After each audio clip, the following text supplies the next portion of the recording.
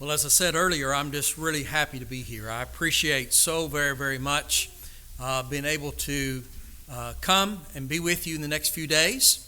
And I appreciate the fact that I'm getting to stay with Danny and Kathy. Appreciate very much them and their hospitality, and look forward to the next few days of being able to associate with them. A number of you I've known through the years, and so good to see you again, and appreciate you very much. Appreciate the church here and the work that you're doing, and I hope that the things that we talk about in the next few days will be helpful and beneficial to you.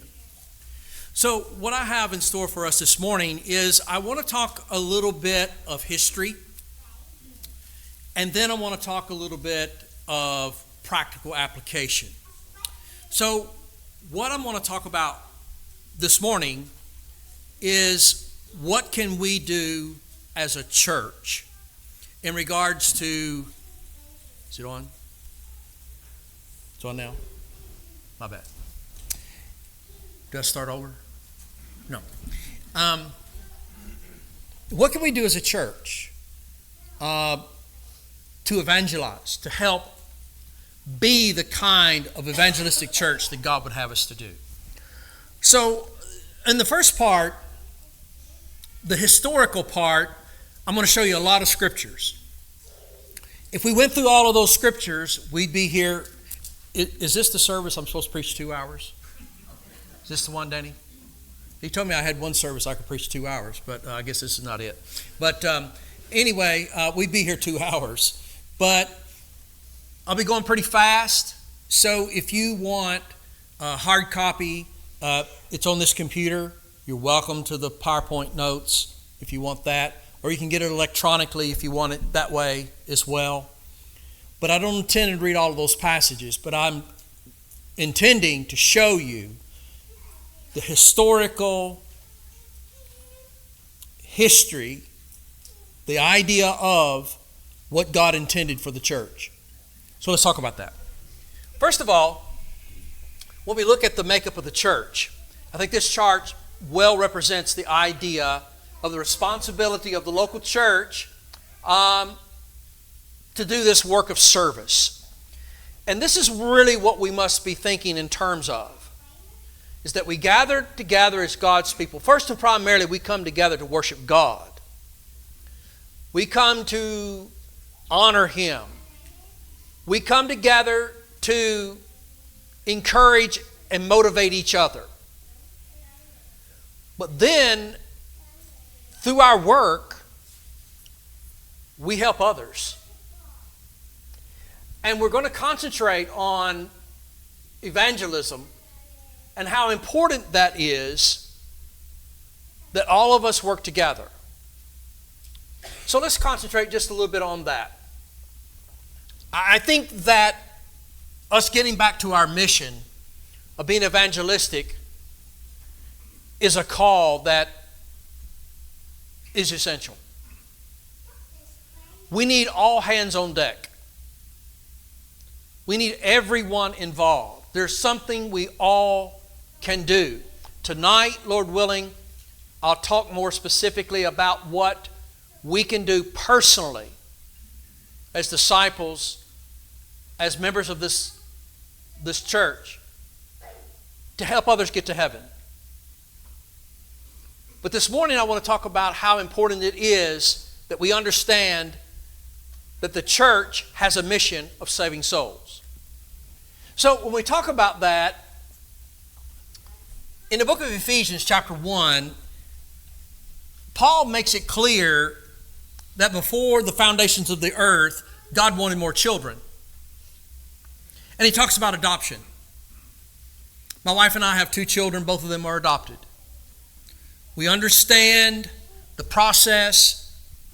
We understand how important it is that our children know that we love them and that they're our children, and we're going to do everything we can to help them. The same is true with God.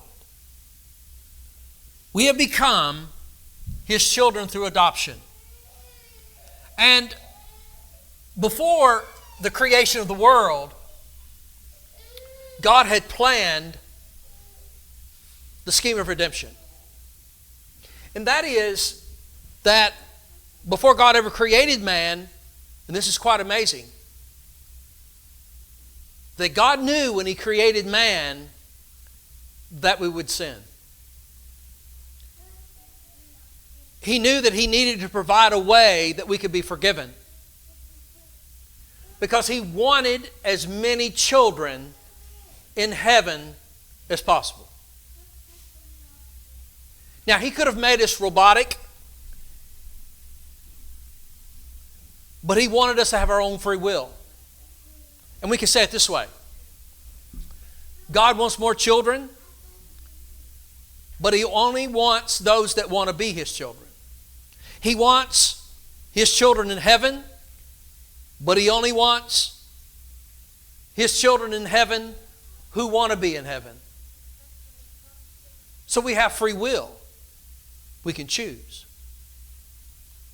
So when we look at the gospel of Jesus Christ, we see that becoming His children is all about faith. And that's why we talked about faith at the get-go in the first lesson. And I didn't tell you anything you didn't know. We all understand and know that without faith it's impossible to please Him. For he that comes to God must believe that He is. And He is a rewarder of those who diligently seek Him. So I would hope that I can motivate you and encourage you to increase your faith so that you can grow your faith, so you can be a valuable worker in God's kingdom, that you can be a child of God that God is proud of, that we honor our Father. We appreciate what He's given us and done for us. And the way that we do that is through our faith. If we say that we love God, well, we need to keep His commandments. Well, we're looking specifically at the idea of what God wants His children to do. So, the world needs the gospel. That's why Jesus came to earth, was to seek and to save the lost, He said in Luke chapter 19. And since all men sin, and all men do sin and fall short of the glory of God, and sin brings death, we want to make sure that anyone and everyone that we come in contact with, that we have opportunity to see, to speak to be able to influence in some good way. We want to be able to help them to have faith in God too. That they can become children of God. That they can go to heaven.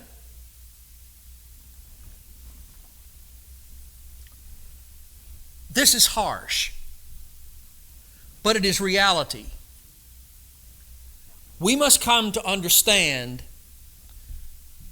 that men will be lost eternally if they don't obey the gospel. Let's camp there just a second. Have you ever wondered?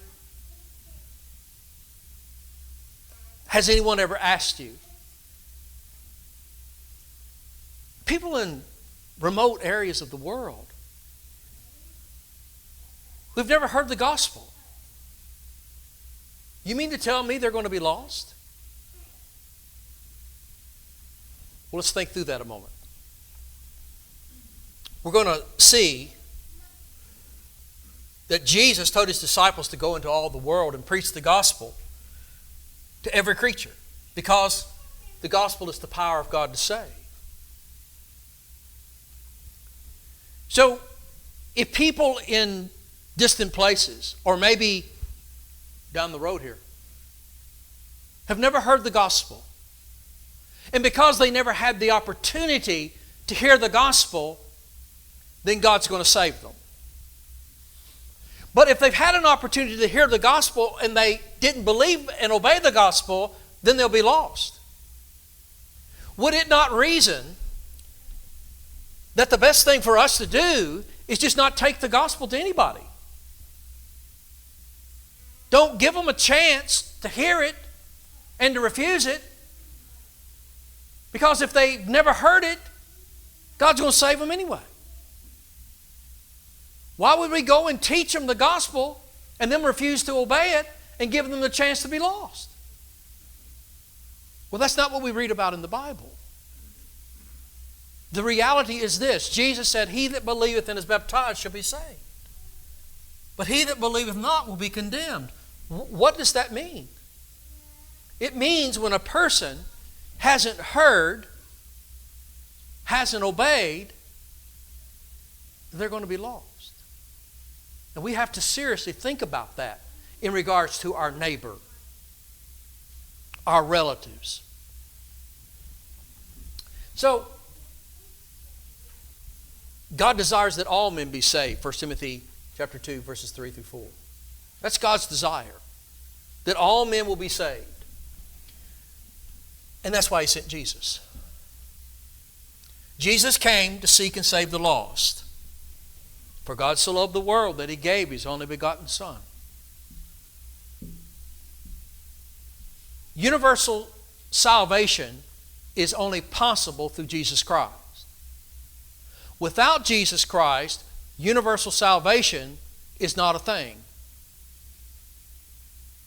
What I mean by that is, there are people that believe. You can believe in Jesus Christ, or you can be a Hindu, or you can be a Buddhist, or you can be a Muslim. And it doesn't matter which path you go down, because God, in some fashion, is going to save anybody and everybody, regardless. The Bible doesn't teach that. Jesus said, "I am the way, the truth, and the life. No one comes unto the Father but by me." The Pope just recently, he made a statement that all the religions of the world are acceptable paths to God or to heaven. A lot of his own have really criticized him for that, because it goes against what the Bible does teach. Now, why am I emphasizing over and over the idea of people being lost without the gospel? Because I think many of us have been convinced that they're okay. If they become a part of the denominational world, well, they're okay. That's just another path. We talk about, in a very generic term, at funerals, at hospitals, people that are not Christians. And we talk about them being good Christian people. And I think we've deceived ourselves into thinking, just because a person might say Jesus, that they're okay regardless of how they live. And Jesus Himself said, "Why do you call me Lord, Lord, and you don't do the things I say?" Jesus doesn't accept us being okay when we just do what we want to do. That's harsh. Most people don't want to hear that message. And we may be convinced or deceived into thinking that, well, as long as there's pretty good people, they may not go to church, they may not read their Bible much, but they're good people. They're okay. We don't feel the need to teach them about Jesus Christ. The Great Commission is something that I know that we're all very familiar with, and that Jesus, in Matthew 28, He said, "Go and make disciples of all the nations." Making disciples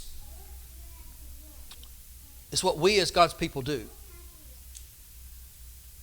We help others to see the truth. But the workers are few. The workers being few. Do you know what Jesus talked about when He said, "Pray the Lord of harvest for more workers? Next few days, we are praying, pleading, begging, encouraging, trying to motivate more workers for the harvest.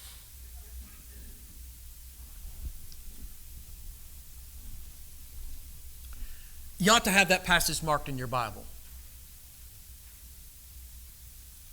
It should be highlighted in your mind.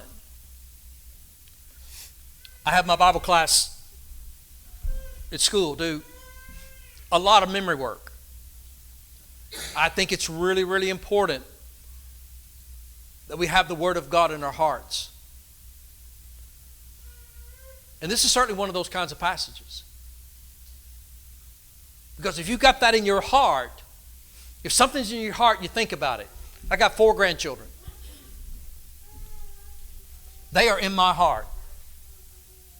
I think about them. I see a little red-headed kid, I think about my grandsons. Little pumpkin-colored fellers, hair, just bright. I think about them all the time. Because they're in my heart. We need the Word of God in our hearts. And we need to have the lost in our hearts.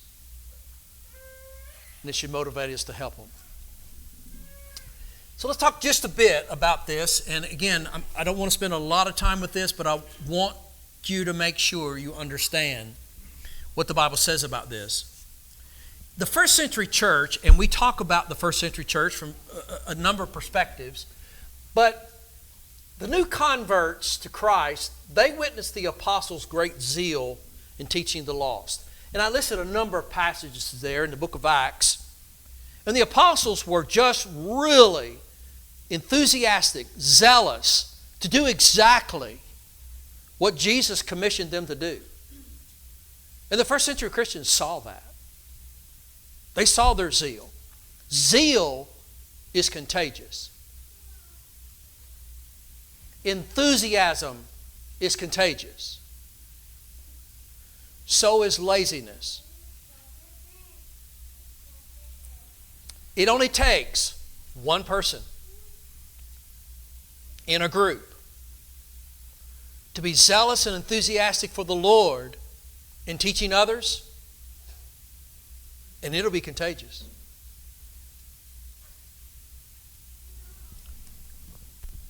The apostles learned from the master teacher.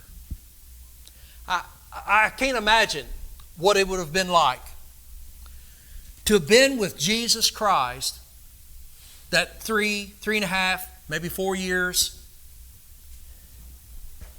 All the teaching he did, how he taught, the results. That must have been for the apostles as they witnessed his miracles. That must have been the awesomest thing you could have been a part of. I think Jesus had a purpose. He wanted to motivate them. He wanted to make them fishers of men. And he understood it took training. It took time. There are people just like we're people. They made mistakes. They made poor judgments. They even forsook the Lord. But they came back strong, dedicated, and willing to die for Him. The reality of it all is that when they would go into a synagogue,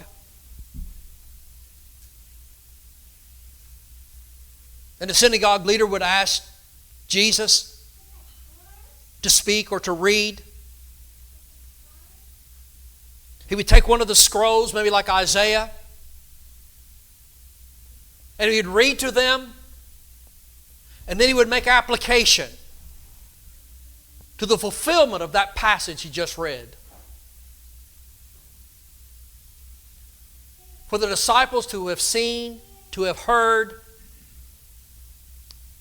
it built a fire in their soul. Do you know where I'm going with this? It only takes one to build a fire. It becomes contagious. I've had the good fortune of being a member of a few congregations that fire was lit in their hearts. And you teach, and you encourage, you plant the seed, you water the seed, and when then God gives the increase, wow, it's awesome. It does work. Stephen was the first non-apostle that is recorded teaching the gospel after Acts 2. You may recall the fact that persecution scattered the disciples. I believe that to be providential. In that God provided a means by which, or allowed a means by which the gospel began to be spread in other places. People were becoming Christians beginning in Jerusalem. And they stayed. And they stayed. And they kept growing. And growing. And growing. But Jesus had given the commission to go into all the world. And they were staying in Jerusalem. And He scattered them. And they did scatter.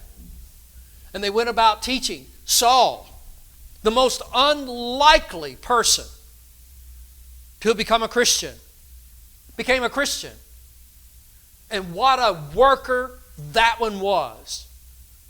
And I must tell you, in my lifetime in teaching, there have been people that I've studied with that I thought, well, I don't know if they'll obey or not.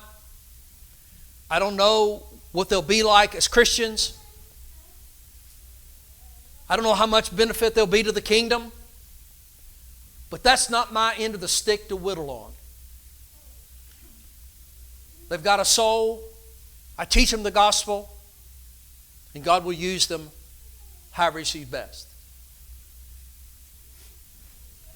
Did you ever hear of Gary Sandusky?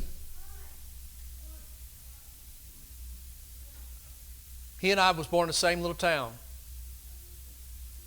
Knew his family. My parents came out of denominationalism. We worshiped with his grandpa.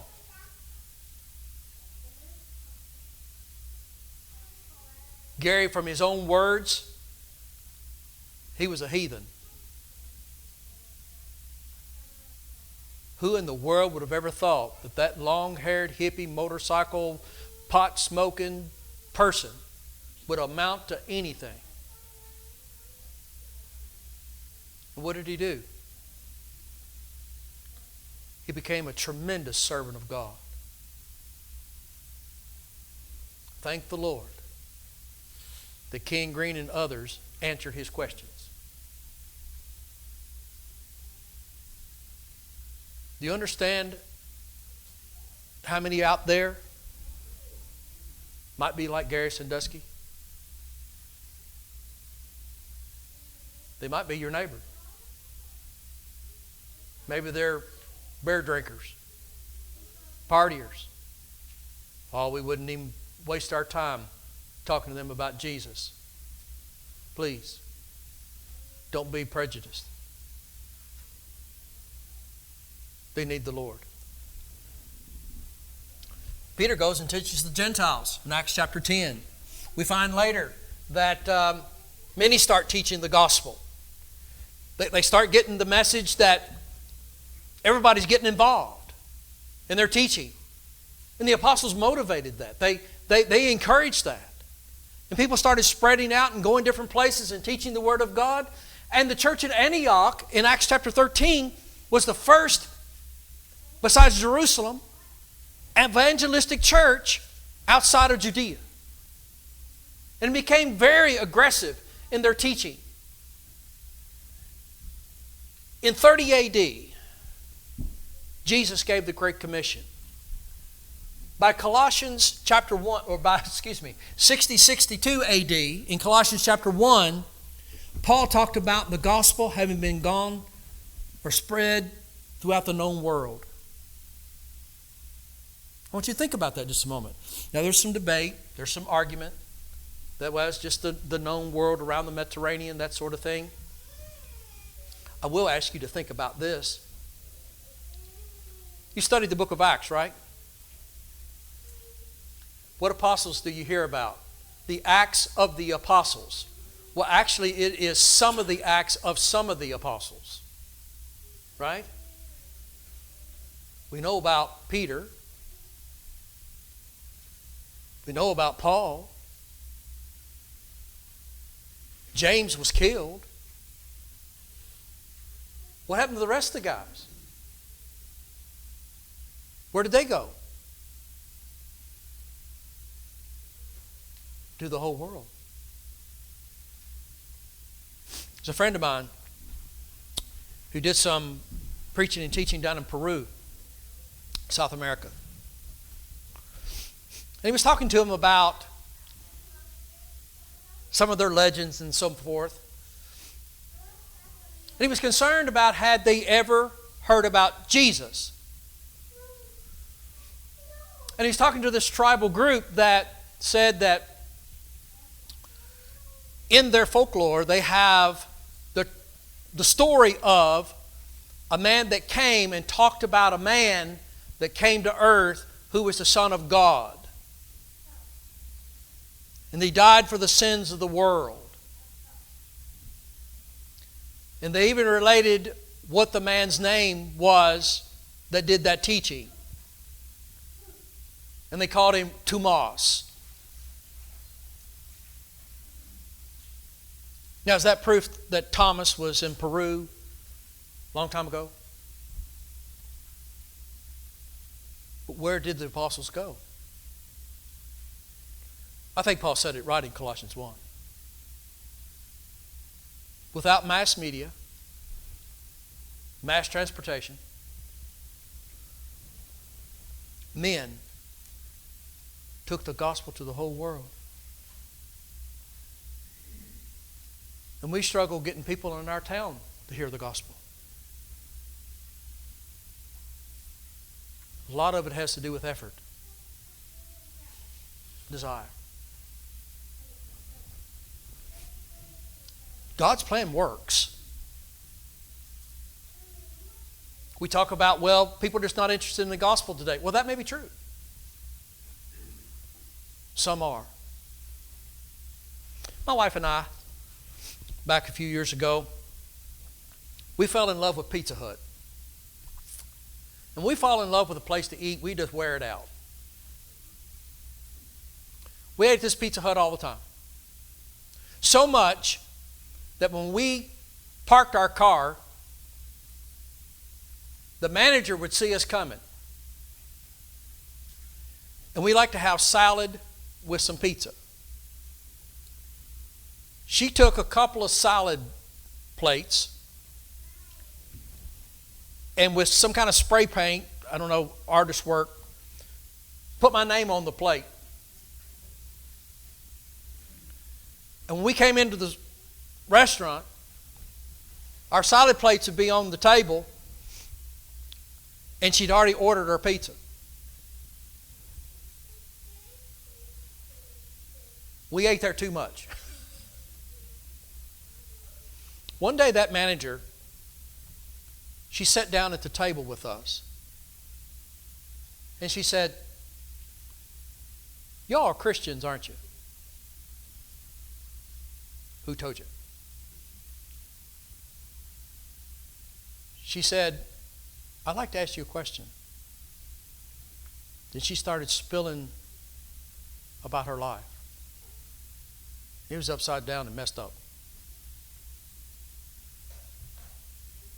We offered to study the Bible with her. She agreed. She was soon baptized into Christ. We didn't go there to convert the manager, assistant manager, his wife. We went there to eat pizza. But a door opened. And when God opens the door, you've got to go through. You got to go through the door. God's plan works. There are people that want and need something. They just don't know what they're looking for. Our job is to help them to understand what they need. So what is the church supposed to do? So in the next 45 minutes, no, that would discourage you. Next 10 minutes or so, I want to give you some practical things to think about as a church based upon our history of what we're supposed to be like the first century church, taking the gospel to the lost. Here's some important things to think about. Number one,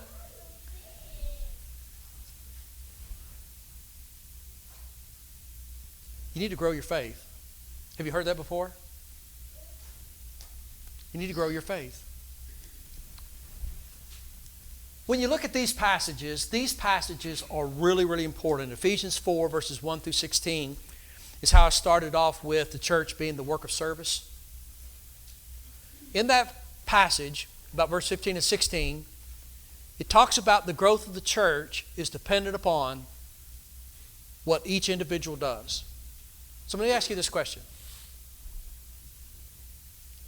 Based upon your faith and your work as a disciple, based upon your relationship with this local church, what are you personally doing to help this church grow? That's not just a question to the elders, to the deacons. It's the question that each and every member must answer.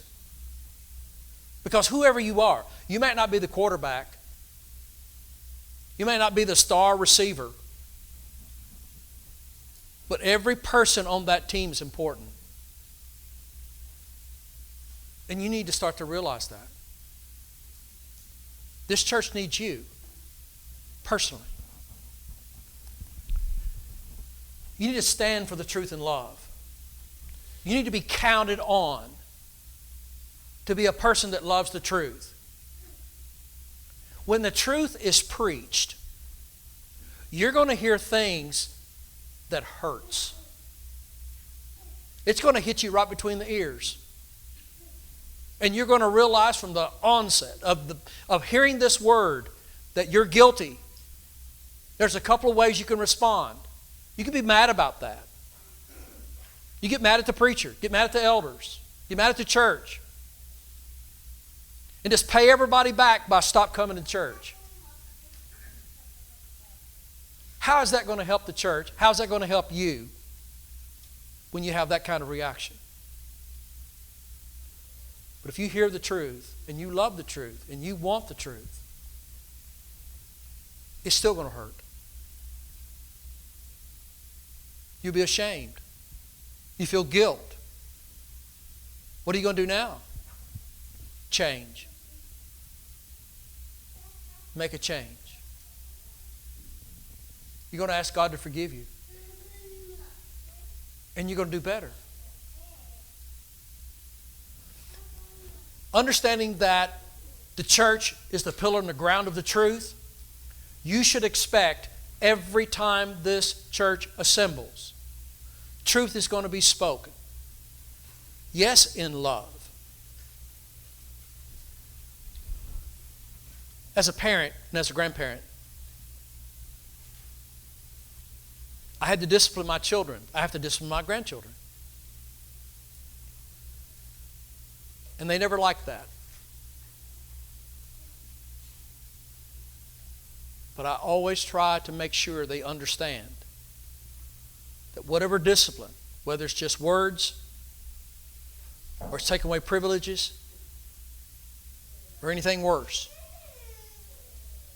I make sure they understand that I love them, that I want them to do what's right.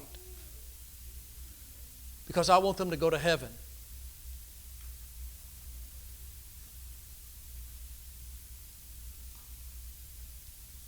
You need to understand that as a member of this church.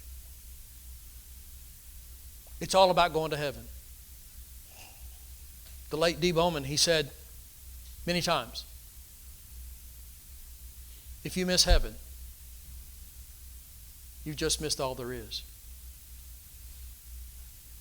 I love you enough to tell you the truth.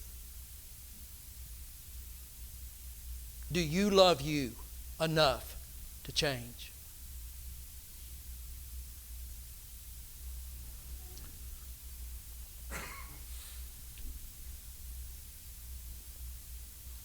Leaders must be good examples. Elders, never ask the group to do what you won't do yourself. And that you're not first in line to show them how it's done. Example is one of the most powerful teachers.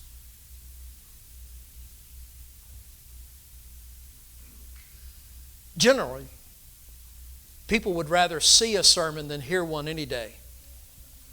So the story goes. And I think that's true. Show people what it means to be a Christian. When people will ask you about it, they'll talk to you about it. When you're at work, you're not dishonest. You don't pilfer. You don't lie. You're not lazy. You're an example. People will see that. It'd be easy for you to do the wrong thing, but you don't. There's opportunities every day for us to lead people to Christ without saying a word.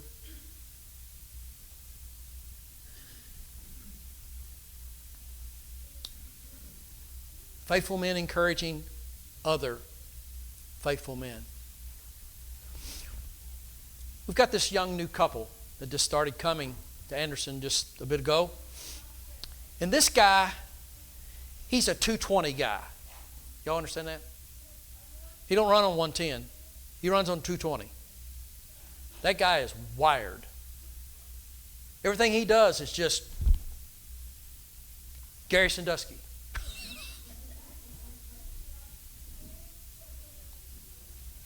Hadn't preached any. There's a bunch of, we're so blessed to have a number of young couples in their 20s. And something they've been drinking or doing, they've been having a bunch of babies and stuff. I don't know what's going on. But anyway, they challenge each other. One get up and preach a sermon. Then they start picking on another one and say, well, you got to preach next time. You're going to preach. I ain't no preacher. Well, I ain't no preacher either. I preach. You got to preach. So finally came this guy's turn. And man, they were like a bunch of chickens pecking on something. That boy got up and preached a sermon a few months ago and just knocked it plumb out of the park. He's preaching today in my place. Again. And I'm convinced he'll knock it out of the park. And to look at him, listen to him, you'd think, he ain't no preacher. But man, he can lay it down.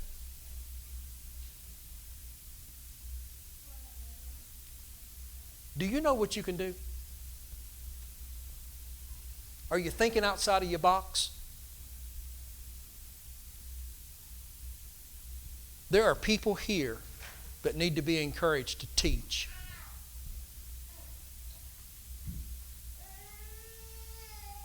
What will you say when asked?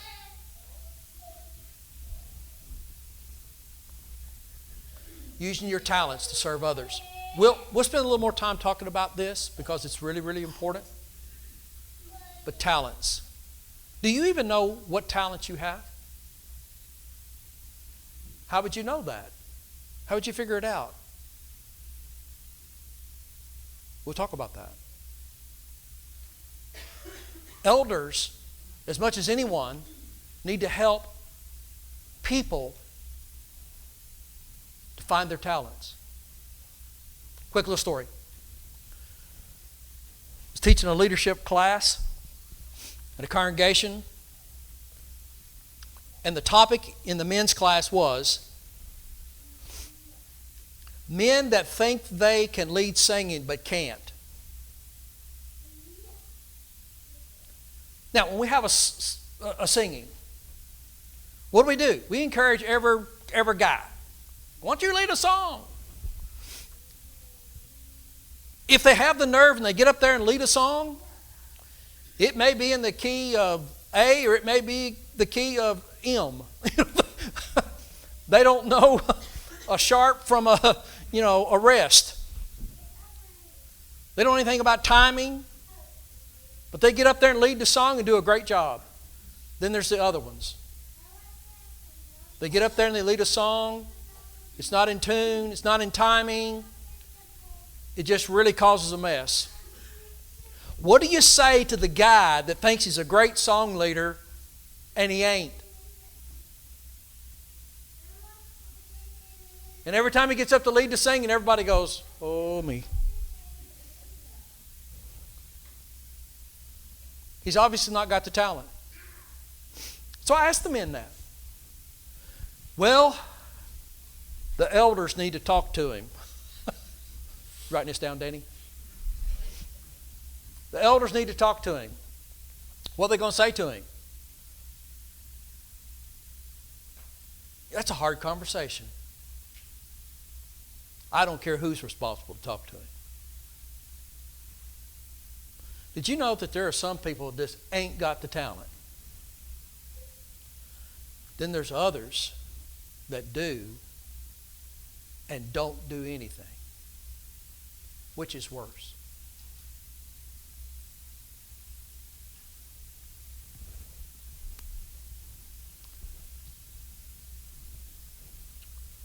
I highly recommend, we'll talk a little bit more about that tonight, but I highly recommend that when there's a new convert to Jesus Christ, that you form, as best you can,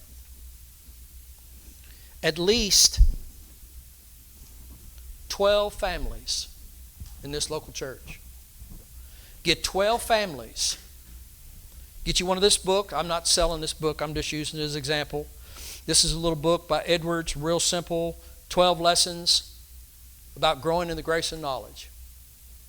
Get 12 families to teach one lesson each. And when that new convert, when they obey the gospel, within the next 6 months, you have that new convert go to each of those 12 homes and study one of these lessons. Then what have you got? I'll tell you what you've got. You've got an example that is taught to us in Scripture. In Matthew 28, there's 2 teachings. The first teaching is to make a disciple. Go and make disciples of all the nations. You know what the next verse says? Teaching them. Them who? Those that become disciples. Teaching them to observe all things that I've commanded you. In churches that I've been in, where we've had a great teaching program to convert people, if you don't have a second follow-up teaching for that new convert, you'll have as many drop out of the Lord as you have that are baptized. I have found that in local churches where they have a good second teaching of new converts, those that go through that remain faithful. We are failing, brethren, to baptize people. We're also failing to teach those that are believers. They go back into the world. There's a lot of work that the local church can do. And we must be committed. And it takes commitment. But I remember so greatly the idea that when someone was baptized, these 12 or 13 families would come to me and say, "When do I get to go? When's my turn to teach?" The way we usually set it up is that each family would have this new convert or converts over to their house. They would fix a meal, sit down and then have this lesson together. They'd spend a couple of hours together, And once they had gone through these 12, 13 lessons together in these 12, 13 families, these new converts felt a part of the church. They made family. They made friends. And people stay faithful to the Lord. It works. It's based upon this principle in Matthew 28.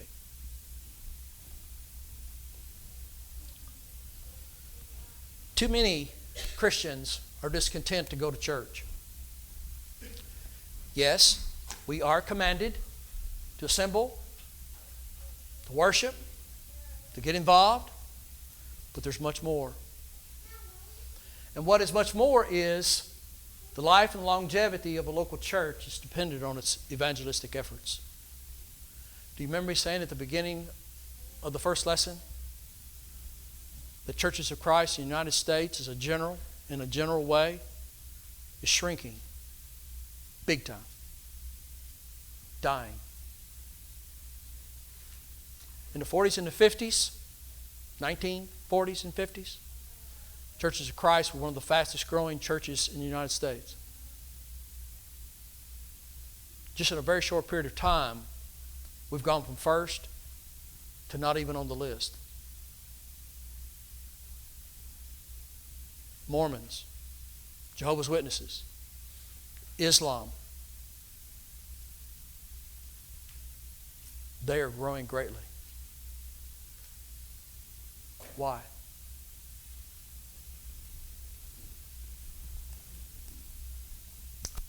You enter to worship and you leave to serve.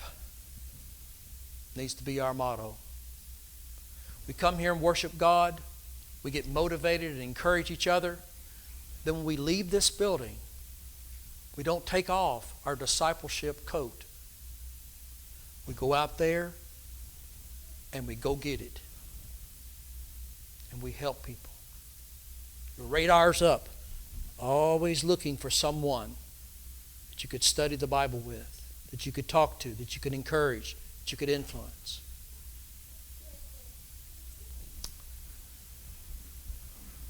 Well, that took me a while to say that. The other lessons won't be that long.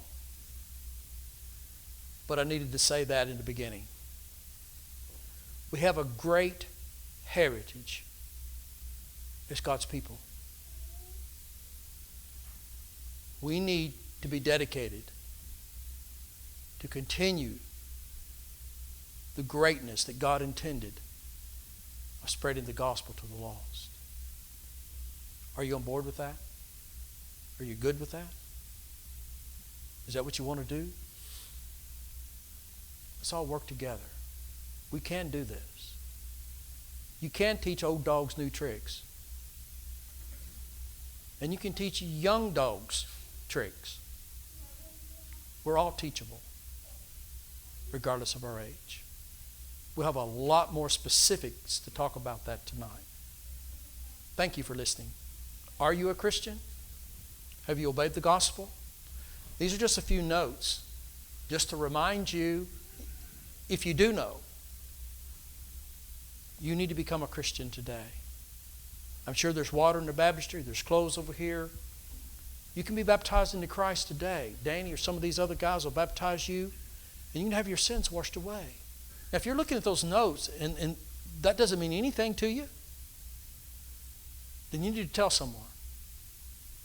And they'll sit down and talk to you and study with you about that and help you to understand what God wants you to do. Don't put it off any longer. It's 12:05. I'm sure I'm way past my time. We haven't missed the potluck, have we? 12:05. What if Jesus was coming at 12:30? We barely got time to, we still got to eat the Lord's Supper, right? Eat the Lord's Supper, give. Wow, that'll take a couple minutes. Lord's coming at 12:30. You're not a Christian. You're going to raise your hand and say, could I get baptized before we eat the Lord's Supper? Why would it be important? Well, because Jesus is coming at 12:30. That's 25 minutes. He's not coming at 12:30 as far as we know. He hadn't told any of us when he's coming. That's the thing. It might be 12:10 Why are you putting it off? Why would you wait? You're a Christian, and you're not living like you should. Do you need to pray? Do you need brethren to pray for you? He's coming.